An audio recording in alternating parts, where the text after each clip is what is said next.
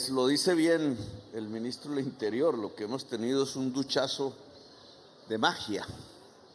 Casi siempre comienzo mis campañas electorales en La Guajira, desde que las empecé a hacer nacionalmente. Vale.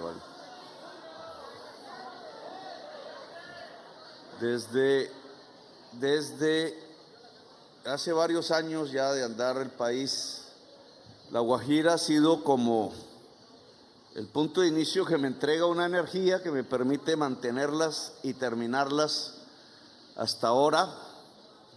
Pudo haber sido la última, exitosamente. Hemos recorrido ahora La Guajira en toda su diversidad. Indudablemente, como toda Colombia, no hay una región igual a otra. Cada cual tiene sus culturas, sus problemas, sus sueños y esperanzas específicos. La cultura, como toda Colombia, es diversa. Si uno tuviera la experiencia de viajar desde Nazaret hasta aquí, aparentemente uno llegaría aquí a un oasis lleno de loros. Pero indudablemente allá también hay un tipo de equilibrios, de belleza diferente, simplemente diferente, ni mejor ni peor. La diferencia es la que hace la riqueza.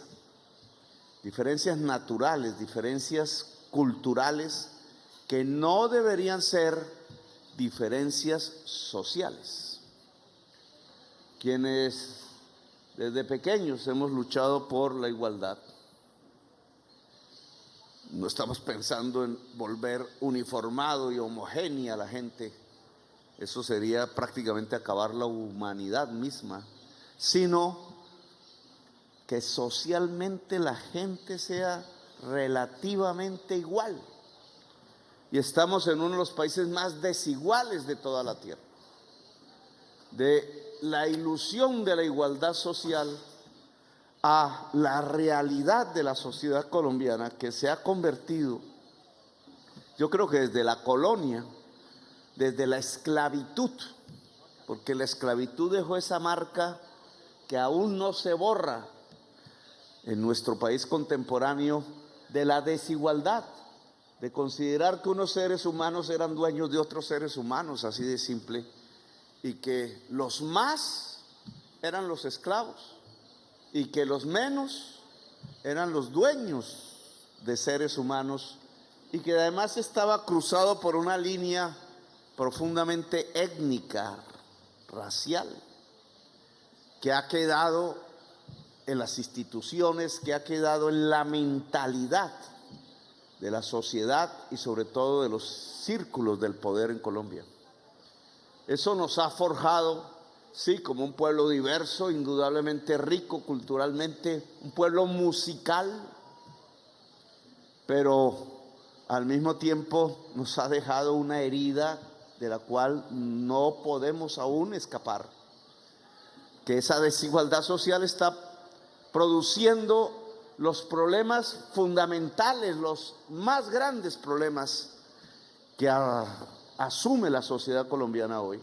Uno de ellos, indudablemente, la violencia. ¿Quién no diría la violencia es un problema de Colombia? Pues sí lo es. Quizás en los 80 mucho más fuerte, que si medimos por tasa de homicidio la realidad de hoy, pero permanentemente nos ha estado acompañando desde antes de los 80, desde antes del siglo, desde antes de los 2 siglos, y pareciera no querer abandonarnos. Y no nos quiere abandonar la violencia básicamente porque no hemos sido capaces de solucionar el problema de la desigualdad social en Colombia. Podríamos hablar del narcotráfico y llegamos al mismo análisis, es más, son 2 palabras casi sinónimas, violencia y narcotráfico. ¿Por qué Colombia se volvió narcotraficante?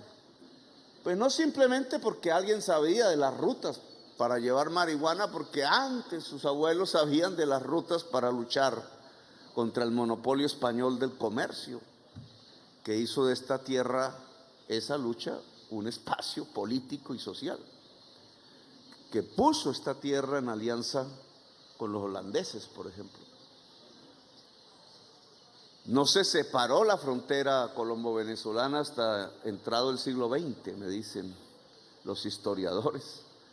Es decir, aquí tenemos una realidad específica, pero no fue la que produjo los problemas contemporáneos. Hubo unas raíces, claro, unos antecedentes que hubieran podido convertirse en otra cosa. El narcotráfico en Colombia, producido en las grandes ciudades en un comienzo y ahora ruralizado en forma de ejércitos privados, lo produce la desigualdad social. Ese es el motor de nuestros principales problemas, no de todos, obviamente. Y si no cogemos el toro por los cachos, es decir, si no resolvemos los problemas de desigualdad social, pues por mucho que hagamos en el terreno de la paz, en el terreno de la política social, en el terreno de la política económica, etcétera, no vamos a solucionar los principales problemas fundamentales del hoy. La desigualdad social se puede medir, se puede ver entre un barrio y otro, por ejemplo en la ciudad de Bogotá o en Medellín. Se puede ver entre cómo viste una persona y cómo viste otra persona. Se puede ver incluso a través de los colores de la piel, lamentablemente. Se puede ver entre hombre y mujer, casi que automáticamente. La mitad de la población es más desigual una por ser mujer que la otra por ser hombre. Se puede ver en las juventudes y se puede ver en los territorios. Hay territorios profundamente excluidos y hay territorios que parecieran Europa. Y pasa uno de un lado al otro y dice, bueno, y esta es Colombia. Puedes vivir África empobrecida, los africanos están poniendo las pilas, entre otras cosas, a través de su propia unidad. Pero uno podría ver Haití y al mismo tiempo ver Bruselas en el mismo país, que va midiendo lo que significa la desigualdad social. Pues bueno, aquí lo han dicho, si uno viene a La Guajira, no ve Bruselas. Ve un territorio profundamente excluido a través de los años, las décadas y los siglos. Y la venida aquí, como gobierno, pues tiene como objetivo, quizás, ojalá no ilusorio, mirar cómo un gobierno puede sentar las bases. No somos ingenuos, no se solucionan estos problemas de la noche a la mañana. Pero sí sentar las bases de lo que podría ser ponerse en otro carril, del carril de la exclusión hacia el carril de la inclusión democrática, y comenzar ese trecho que seguramente nos llevaría al cabo de un tiempo hacia buen puerto, hacia un mejor estar. Si uno midiese, y ustedes me dirán, si uno midiese en el tiempo, 40, 50 años quizás, desde Rojas Pinilla, que aquí lo menciona, Rojas Pinilla lo mencionan desde Nazaret hasta San Juan del Cesar. Esa ha sido una de las experiencias de esta semana. El mandatario más recordado de La Guajira se llama el general Gustavo Rojas Pinilla. Él gobernó 3 años, 4. Gobernó 4 años, quizás por su poder dictatorial logró mover las palancas para generar las bases de un tipo de sociedad y desarrollo que aún es recordado. Si uno va a Bogotá le dicen la 26, lo que pasa es que el nieto acabó con esa vaina. Pero indudablemente la 26 era de lo que la gente se enorgullecía en la ciudad de Bogotá. Y si uno viene a La Guajira, pues le muestra el aeropuerto El Dorado, que también ya no existe. Y si uno viene a La Guajira, entonces la gente recuerda que la posibilidad del embalse, que los pozos que el sistema de construcción y de mantenimiento del agua en el territorio guajiro, el hombre pensó en lo que era fundamental. Aún ahora este gobierno, después de cuántos años, no sé, son 70 más años, tenemos que ir a recuperar pozos que en ese gobierno se hicieron para intentar solucionar este problema de hoy. Bueno, el territorio de La Guajira no ha tenido entonces una línea hacia arriba de progreso, sino que desde ese momento lo que hemos más bien visto es una degradación que sobre todo se profundiza cuando se rompen sus equilibrios que eran débiles, equilibrios vitales débiles, pero que existían, de pronto se rompen. Yo diría que se rompen de dos maneras, solo por poner dos ejemplos. Se rompen primero que todo por el carbón. Segundo que todo y al revés, por la sal. De ahí que en cierta forma tienen razón algunos de nuestros críticos cuando dicen: ustedes no coloquen bajo una sola palabra, como si fuese criminal y satánica, todo lo que significa extracción. Tienen razón cuando dicen que si yo quiero hacer producción, hacer estas hojas, tengo que extraer algo. No son dos conceptos separados tajantemente. Indudablemente la extracción de sal, que casi que la produce el sol automáticamente allá en Manaure, posibilitó un equilibrio, y en esto incluso yo lo viví, la concesión Salinas, y un equilibrio allá en esa región de Maicao, porque la riqueza derivada de la sal, que era estatal, le permitió al pueblo guayú comer y tener agua. La sal estuvo siempre emparentada a un sistema de cuidado del agua potable que se rompió en el gobierno de César Gaviria. Eso hay que ponerle nombres. El hombre decidió privatizar todo eso y no pensó, él mirando el negocio de Álcalis de Colombia en Zipaquirá, cerca, en Cajicá, realmente cerca a Bogotá, qué chévere vender esa empresota. Y no pensó lo que iba a pasar en La Guajira. Y lo que pasó en La Guajira es que entonces se hundió Proaguas, creo que se llamaba así la institución, Proaguas. Se acabó el equilibrio del agua en Manaure y hoy Manaure es el municipio donde más niños y niñas mueren por la deficiencia del agua potable en la región. Una decisión irresponsable de un gobernante que pudo ser solucionada después, pero no lo hubo. Pasaron los años y el problema se agravó. Mientras había ese quiebre que producía el equilibrio de la sal en Manaure, aquí se producía una ruptura todavía mayor, casi que sustancial. Esos tajos que se llaman así sobre la tierra, enormes, solo se pueden ver desde el aire realmente, que es el Cerrejón, la explotación del carbón, la mina más grande de toda América, a cielo abierto, de extracción de carbón, quebró completamente los circuitos del agua. Al desviar los arroyos superficiales, se secaron la mayoría, creo que queda uno, que ya también desviaron y se va a morir. El arroyo Bruno, si no recupera su cauce inicial.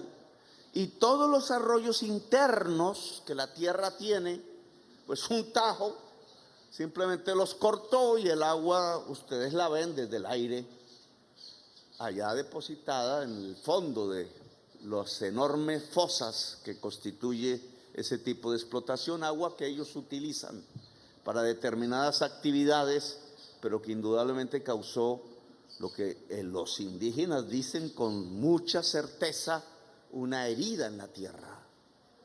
Le quitaron y le cortaron la sangre. Eso produjo una crisis del agua. Esa menor agua, ahora utilizada con otros fines, que es sacar carbón o evaporada por desviar los arroyos y se convierte en estas nubes y se va, cuando antes fluía por el cauce natural, el que el mismo río forjó, el mismo arroyo forjó, y que iban al río Rancherías y por tanto a la capacidad de agua que el departamento tenía, no tan suficiente, pero por lo menos garantizaba el equilibrio con la población. Pues todo eso se fue a la caneca de la basura. Y lo que tenemos es un circuito cada vez mayor, como si nos fuéramos en un sifón de problemas y problemas. Y entonces ya la contabilidad de niños y niñas muertos desde esos momentos hasta la fecha es de miles. ¿Cómo explicarle al mundo? Lo tienen que ocultar, que mientras pasa de manera permanente y en uno de los trenes más modernos del mundo, y el único moderno de Colombia, que no lleva personas sino lleva los vagones interminables del carbón para Europa y para Turquía, Alemania, Turquía y otros. ¿Cómo explicarle que esa riqueza que vale miles de millones de dólares cada año, dependiendo del precio, 8.000 fue la exportación, 8.000 millones de dólares en el 2013, tiene como costo en el territorio miles de niños muertos? Esa es la realidad. Es decir, de cierta manera la élite colombiana que ha tomado las decisiones sobre el Cerrejón, el primero en oponerse se llamó Luis Carlos Galán. Yo lo escuché en mi universidad, yo era estudiante y él era parlamentario, no me acuerdo si senador, y tenía unos muchachos expertos en el tema y se dedicó a ir universidad por universidad a explicar en Bogotá y en el país que no nos convenía el contrato de concesión del Cerrejón de ese entonces del gobierno de Turbay Ayala, uno de cuyos nietos soy un gran alto dirigente de nuestra oposición. Entonces, bueno, bueno, ese tema que comenzó allí con la oposición de Galán y que se fue transformando en el tiempo, fue una empresa pública, después la vendieron, le dicen en 1.500 millones de dólares en un gobierno. Fue privatizada por 1.500 millones de dólares y hoy, el solo año del 2013, exportó 8.000 millones de dólares. Es decir, regalamos como Estado la concesión, ha enriquecido obviamente a una empresa, ha cambiado de dueños en el tiempo, hoy tiene un propietario. Ahora, ¿cómo se cura esa herida? Porque este es el tema de cómo, andando por un riel, ahora nos ponemos en el otro, que es lo que ha querido hacer el gobierno en esta semana, hablando con la sociedad guajira toda en su diversidad. Aún nos queda una reunión en Maicao, vamos a hablar con la comunidad árabe allí, no hemos hablado con ella. Seguro, no podíamos en todas partes, pero ¿qué experiencia es la que hemos sacado? Ideas que traíamos, ideas nuevas que se presentaron, la transformación de un equipo de gobierno. Cuando uno entra a un momento de intensidad vital, yo lo he vivido en campaña, cuando uno entra de una manera y cuando sale de ahí, sale de otra manera. Esos son los momentos de intensidad vital, no es que se presentan todos los días, son momentos a veces históricos, a veces personales, azarosos a veces los busca uno. El amor es uno de esos momentos, la experiencia del amor, pero entra de una manera y sale de otra, para bien o para mal. Esta ha sido una experiencia de ese estilo. Ha entrado el gabinete un poco frío en las altas montañas, metido en esos edificios, lleno de toda esa burocracia que se ha configurado a través de los tiempos, de las décadas, de las rutinas, del no se puede y no se puede, y la norma y el punto y etcétera. Y ha entrado a conectarse con el pueblo, ahí de frente, lo que dice la niña, lo que dice el indígena, lo que dice la mujer, y eso se ha convertido en un momento mágico de intensidad vital, y uno es el gabinete que entra y otro es el gabinete que sale. Esta vez, para bien. Se ha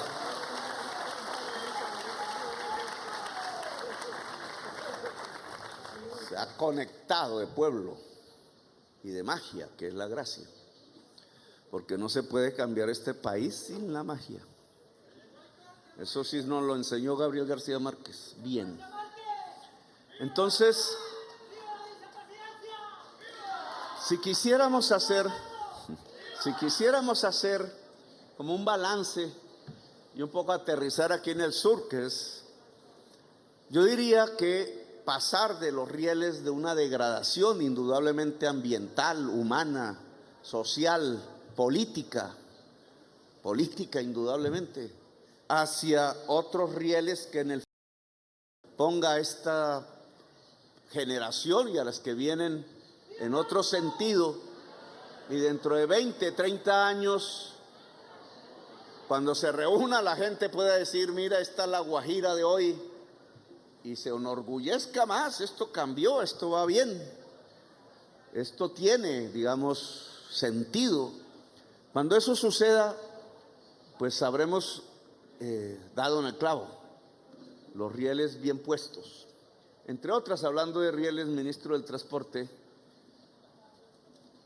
porque usted ve el riel moderno de la empresa de Puerto Simón Bolívar, va en diagonal, llega por acá a la barranca, al Cerrejón, a la mina. Si usted proyecta con esa misma modernidad, ¿cierto?, el ancho de las rieles, etcétera, llega a la troncal vieja que hicieron nuestros abuelos a Santa Marta. Yo creo que eso hay que hacerlo, porque tiene que ver con uno de los temas, el más delicado de los que hemos tocado, el fin del carbón. Se llama así, descarbonización técnicamente. Lo que pasa es que me dijeron loco cuando pronuncié la palabra descarbonizar. Digamos, yo creo que es la palabra eje, que nos pone de unos rieles en otros. Eso significa, para alguna población quizás presente, o que les van a contar, creo que usted se refería, compañero de Cañaveral, se están tramitando nuevas licencias de minas de cielo abierto de carbón, aquí en esta misma región. Es un sinsentido económico. El carbón no va más allá del año 2035, agotándose en el tiempo, paulatinamente, no porque se acabe el carbón, sino porque se acaba la demanda. Y se acaba la demanda porque es veneno en la atmósfera. Dije en campaña, es peor que la cocaína, y casi me levantan. Pero es cierto, porque la cocaína te hace mal a ti, ¿sí?, si lo consumes. Pero el carbón matas a toda la humanidad. Consúmalo o no lo consuma. Nos afecta aquí, fíjense que aquí no hay, sí sale, pero aquí no lo consumimos sino en Termoguajira, y la sequía que viene, por lo cual hemos venido y por lo cual decretamos, está a una firma el decreto, la emergencia económica y social y ambiental en el territorio de La Guajira.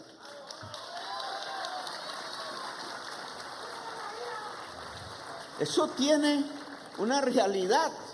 Es el fenómeno del niño que siempre sucede, pero acrecentado por la crisis climática, es decir, por el consumo de carbón, petróleo y gas, que como gases se arrojan en la atmósfera, sobre todo en el mundo más rico y por la gente más rica. Aquí sentimos los efectos. Abran ustedes la prensa, la televisión, se informa, o las redes, y encuentran que el Uruguay en este momento es un desierto.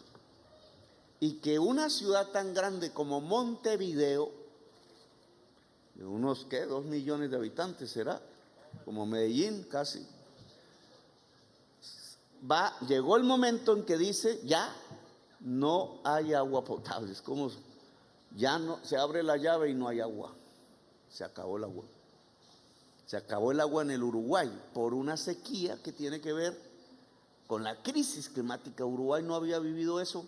Era hasta una sociedad rica, interesante, pequeñita, la de Pepe Mujica, y hoy muy democrática, desde que lucharon contra la dictadura, muy democrática, y hoy está sedienta. Eso mismo se avecina aquí, sin caer en alarmismos, porque para eso venimos, para trabajar el plan de la emergencia. Los decretos de emergencia tienen que ver con cómo podemos solucionar la enorme deficiencia de agua que va a existir por la crisis climática y porque ya la habíamos vulnerado con el carbón y con la destrucción del equilibrio que traía la sal.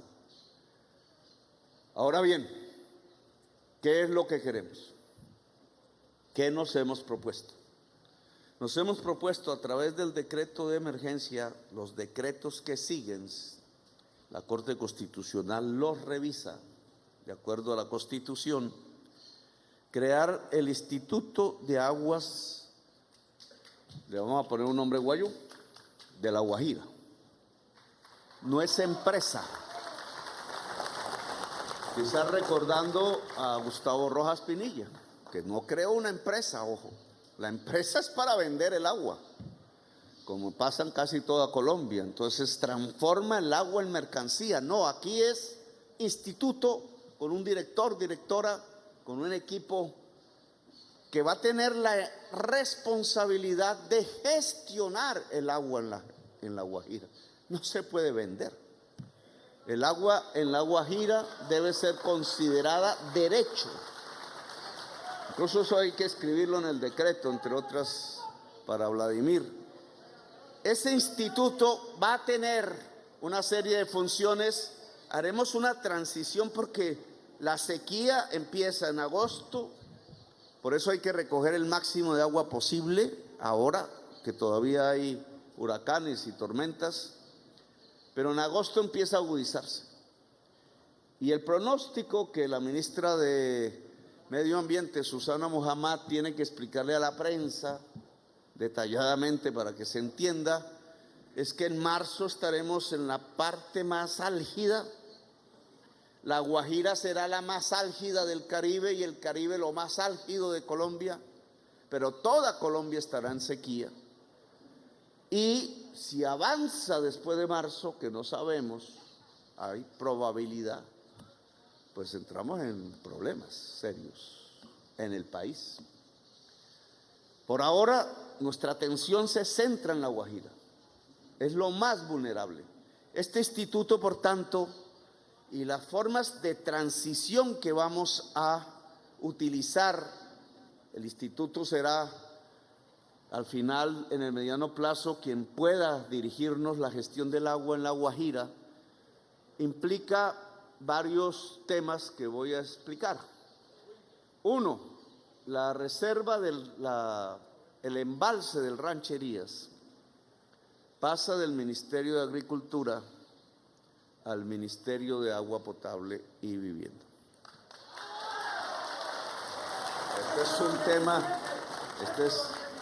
Este es un tema de discusión obvia.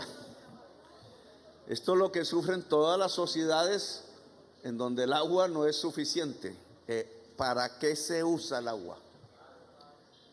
Y es una discusión social, así de simple, y si no se da bien, termina en violencia y en conflictos e incluso en el mundo en guerras. Entonces, nuestra decisión es que la prioridad del uso del agua del embalse del Rancherías es el consumo humano. No vayan a creer, porque hicimos unos cálculos matemáticos, más o menos fluye 6 metros cúbicos de salida, tiene un equilibrio, puede ser afectado por la sequía, eso tenemos que verlo, pero fluye y sale 6 metros cúbicos. El cálculo que hemos hecho para que la Guajira, excepto Riohacha, que tiene ya otro ecosistema, pero de aquí hacia el norte, hasta el extremo norte, es que se puedan dedicar más o menos 2 metros cúbicos de esa salida al agua potable, y tendríamos agua potable para buena parte de la Guajira, no para todo. Porque esto va por el lado oriental, depende. Y esa es una de las obras que se van a iniciar, un tubo que va pasando por potabilizadoras en el mapa hacia el extremo norte. Ese tubo, porque sabemos que del actual, el que más o menos surte también con problemas, el sur, va a ser cuidado por el ejército. Las Fuerzas Armadas igual, que han aprendido a cuidar el tubo de petróleo, los oleoductos, etcétera, de gas, ahora tiene como prioridad en la Guajira el cuidado del tubo del agua potable. Ahí no se vuelve a robar agua. Los que se están robando el agua con fines agrarios están cometiendo un gran error, porque el agua potable con el cloro que le adicionan, al arrojarse a la tierra, el cloro mata a la tierra. Y entonces el que se cree muy vivo robando ahí agua para sembrar para el arroz, lo que sea, está matando su propia tierra, la fertilidad de su propia tierra. Esto lo vamos a cuidar con el ejército, porque esto es una emergencia. Y por eso quiero decirlo aquí públicamente, para que tratemos de hacer el pacto, porque si no hay robo del agua potable, y en este caso del tubo alterno de agua dulce que iría a potabilizarse hacia el centro y norte de la Guajira, si no hay robo, pues obviamente el agua y el equilibrio vital lo podemos sostener de una manera mejor. Y es que primero es la gente, primero son los niños y las niñas. Vamos a complementar ese esfuerzo con la postura de 2 grandes desalinizadoras que tienen que funcionar con energía limpia para que salga barato en el extremo occidental de la media y alta Guajira, es decir, Manaure y quizás el puerto de Simón Bolívar, para que desde ese lado la desalinización también cubra una buena parte de la población. En el mediano plazo, si estos 2 objetivos los logramos, el agua de pozos empezará o podrá ser utilizada, así sea parcialmente, en agricultura en el medio y en el norte de la Guajira.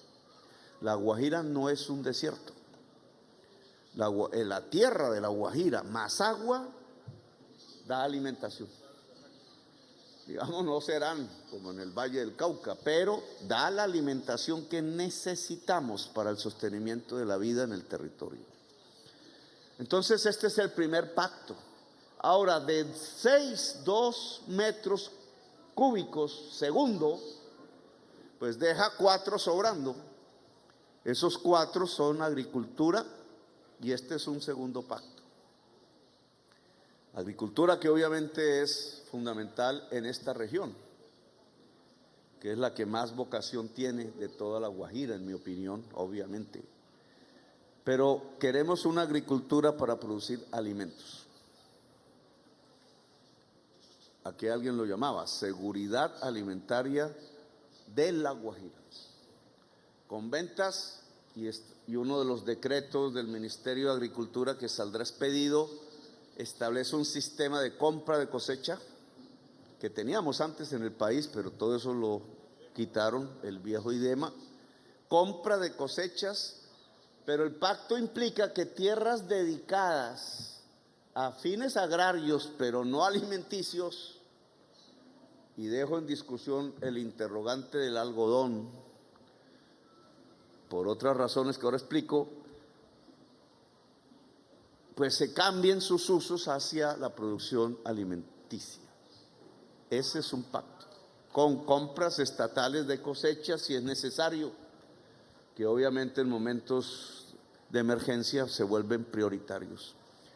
Eso nos lleva a que habría una seguridad de cosechas en la región si el Estado lo hace bien.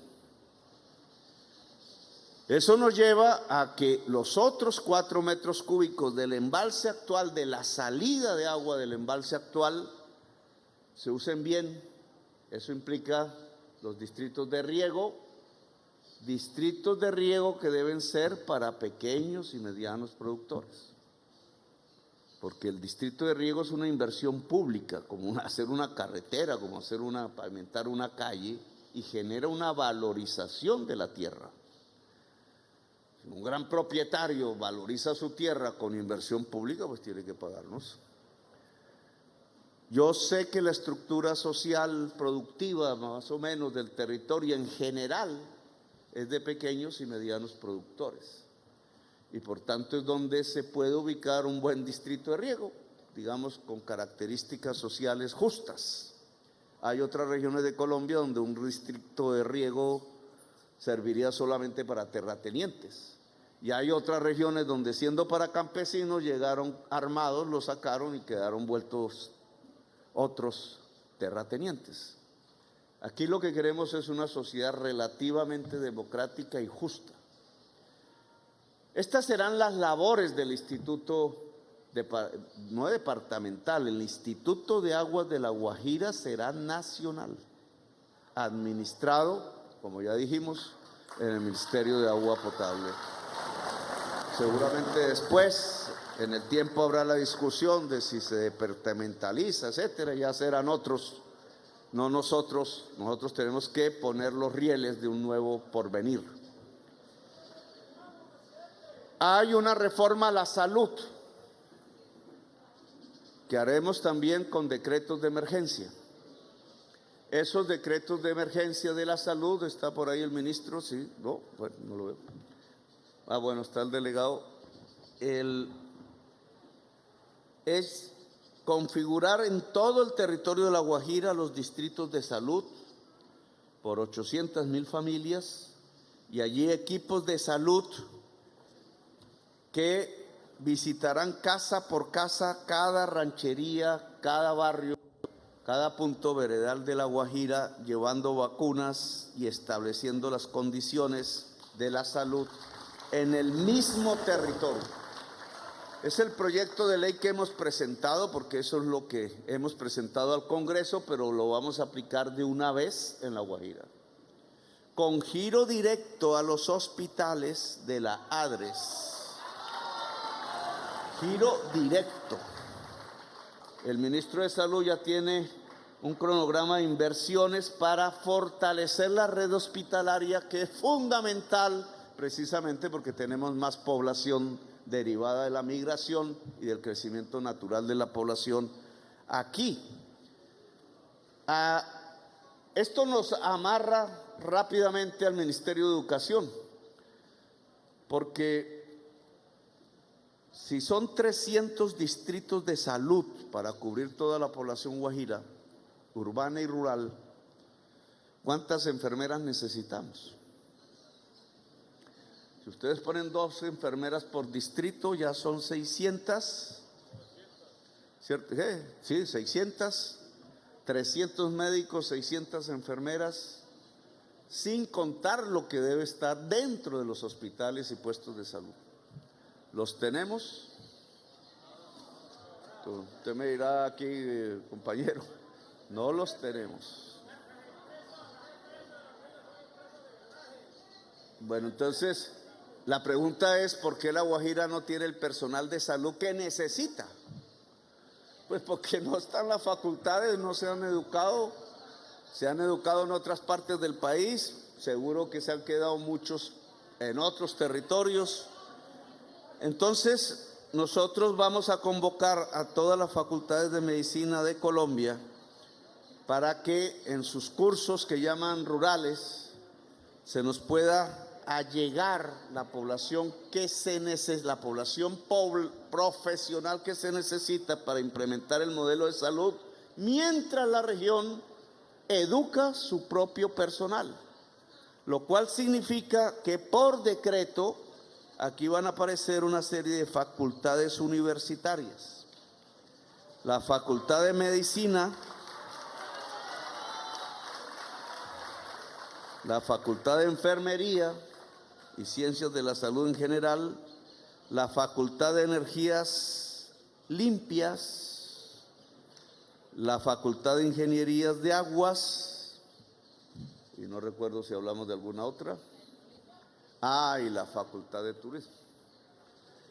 Estas facultades educativas tienen que ver con hacia dónde queremos que vaya la región. Queremos que vaya hacia una región saludable, sin eso no hay nada que hablar. Agua y salud. Queremos que vaya a tener un sustento económico que ya no vendrá del carbón. ¿De qué manera La Guajira saca un sustento del carbón? Pues a través de las regalías que quedan en La Guajira, que tramita el gobierno nacional y que parcialmente se pierden. Si el carbón se va, y se va a ir, no el carbón, sino los dueños del carbón, las regalías tienden a cero. Por eso digo que La Guajira tiene que pasar de unos rieles a otros. Si no pasa a otros, La Guajira va al suicidio, porque el carbón no lo van a comprar, no va a haber regalías. ¿Y de qué va a vivir La Guajira? En su parte estatal. Pues entonces el otro carril se llama energías limpias. Por eso necesitamos educar personal que sepa, que aprenda de las energías limpias para mantener, para hacer, para construir lo que sea. Ingenieros y ingenieras de energías limpias, porque esta es la riqueza de La Guajira. La riqueza de La Guajira ya no se llama carbón, se llama sol y viento y mar. Y diría gente, si ustedes juntan eso, tienen las condiciones de la economía descarbonizada. Voy a poner un ejemplo concreto. Si Maicao, que es importadora famosa desde hace tiempos, de eso hablaremos ahora, la energía llega limpia, hoy no lo llega. En lugar de importar whiskies y vainas de esas, cigarrillos, etcétera, puede importar tela, ojalá descarbonizada. Ya veríamos si la podemos producir aquí y hacer confección y exportar con huella carbono cero. Sería una de las primeras regiones en tener una marca que hay que certificar, hay un problema, para exportar lo que será lo predominante en el mundo del comercio mundial dentro de 10 años. Mercancías descarbonizadas. Es decir, La Guajira puede ser ya, por el sol, por el viento, que está en el norte fundamentalmente, el primer territorio de Colombia descarbonizado, a pesar de tener la mina de carbón más grande de América. Es ahí donde tenemos que montar nuestra perspectiva de desarrollo. Por eso las comunidades guayú decidieron con nosotros no levantar, sino acceder en las consultas previas a que la línea de conducción se haga. A la línea de conducción, y esta es la diferencia con el carbón, se puede pegar cualquiera, dependiendo de la UME. Se pega la gran multinacional que va a poner paneles solares y se pega la pequeña comunidad Wayuu, que también puede poner paneles solares. Se puede pegar el municipio, vamos a poner el ejemplo, San Juan del Cesar, pero alguien me decía que había un sitio que se llamaba Cielo Roto por aquí cerca, que dejó de ser Cielo Roto. Donde más sol haya, un municipio puede poner una granja de paneles solares y devengar recursos. Si la línea de conducción eléctrica existe, se puede generalizar en el territorio, excepto en los territorios vulnerables para agua, etcétera, la energía solar. Y entonces la riqueza que se derivaría, voy a ponerlo en términos de números. Toda Colombia usa 18 gigas, y ¿cómo es? Gigas, vatios, gigavatios, que son 1000, cada giga es 1000 vatios, 1000 megavatios. 1000 megavatios es una giga. El Hidroituango son 2, y pico de megavatios. No, estoy hablando mal. Son 800 megavatios, es decir, no llega a una giga. Hidroituango, que es nuestra gran última obra terrible. Entonces, La Guajira, para poner el comparativo, tiene la posibilidad de generar 25 gigavatios. Es decir, puede generar toda la energía de Colombia, incluido Hidroituango y todo eso, y aún sobran 5 gigavatios. Podemos exportar energía. Si hiciéramos los cables por Panamá hacia el norte y ayudar a los Estados Unidos a descarbonizarse. La Guajira puede ayudar a Estados Unidos a descarbonizarse. O podemos convertir eso en hidrógeno verde con el agua dulce. De ahí entonces nos toca pensar en el río Magdalena y exportarlo en barco. Y no se acaba el sol y no se acaba el viento, porque son energías renovables y no generan los gases que calientan el planeta. Esta es la perspectiva de La Guajira. La pregunta que hemos hecho esta semana es: ¿para las multinacionales o también para el pueblo guajiro? La diferencia con el carbón es que no era para el pueblo guajiro, es un propietario. La energía limpia puede tener todas las familias guajiras propietarias, las comunidades energéticas que llamamos nosotros. Aquí podemos llenar estos techos de paneles solares y ya la energía se genera, suficiente para el entorno o también, dependiendo de la magnitud, para venderla a precio de energía eléctrica de acuerdo a las normas de los precios. Es decir, la riqueza del sol y del viento se puede irrigar en el conjunto de la población si somos capaces ante esa riqueza de no matarnos entre nosotros. Y este es otro pacto, porque cuando hay riqueza puede haber violencia. El oro es un ejemplo, el carbón mismo es un ejemplo, el desalojo de comunidades por ver cómo sacan el carbón de abajo es un ejemplo.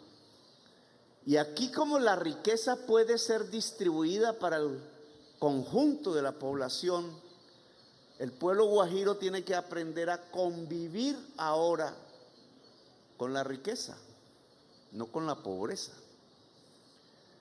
Y entonces este tema de la palabra, de la comunidad, de las culturas, de los linajes, de los clanes, de las diversidades, de las etnias, de la clase política y las diferenciaciones sociales se tiene que tramitar de tal manera que no terminemos ante una posibilidad tan grande como convertir este departamento en el más rico de Colombia, ojo, en una matazón entre el pueblo guajiro. Sería lamentable. Y nos toca prepararnos entonces a través de la solución de conflictos, de la palabra, del diálogo, de examinar una y otra vez cuando aparezca una dificultad, el que no llevemos la producción de riqueza nueva hacia la violencia. Es la paz lo que queremos, y estas son las nuevas posibilidades de la paz. Entonces, estos son los nuevos rieles que queremos tender. Una parte lo haremos vía decreto de emergencias, obviamente porque es para una emergencia, el agua. Otra parte a través de decretos ordinarios, decisiones de gobierno. Termoguajira debe dejar de ser Termoguajira y transformarse en una gran generadora de energías limpias no del departamento, en el departamento, porque es propiedad de la nación, es una responsabilidad de nosotros. La producción agraria debe descarbonizarse. Todo el consumo de energía eléctrica en el departamento debe ser limpio, lo podemos hacer. Con energía limpia podemos sacar el agua potable, sea del embalse, sea del mar. Las posibilidades de una industrialización entonces se pueden acrecentar en el departamento de La Guajira, incluso con destino a la exportación. Industriales, agrarios, indígenas, guayús, negros, campesinos, indígenas de todas las comunidades de la Sierra Nevada. Vamos a estudiar el tema de la entidad territorial indígena. La Constitución de Colombia, en el artículo 56 transitorio, establece que el gobierno nacional puede otorgar funciones de entidad territorial a comunidades indígenas hasta que el Congreso haga la LOT, la ley orgánica, o sea que estamos vigentes. Podemos mirarlo hacia la sierra, pero también ahí tiene que haber un pacto. Si otorgamos esas funciones, tiene que haber paz. No, al contrario. El pueblo arhuaco tiene que hacer la paz entre los pueblos. Pues no hay problemas hasta ahora, pero hay que mantener la fraternidad. Y quienes entran extraños a la zona tienen que salir o pactar su transformación en otra cosa. En el norte de La Guajira haremos una pista internacional. Esa es una tarea del ministro del Transporte, que tiene un objetivo. Allá en medio del desierto, donde no hay sino algunas rancherías cercanas, que se pueda establecer un polo de desarrollo de turismo internacional en el extremo norte de La Guajira de bajo impacto ecológico.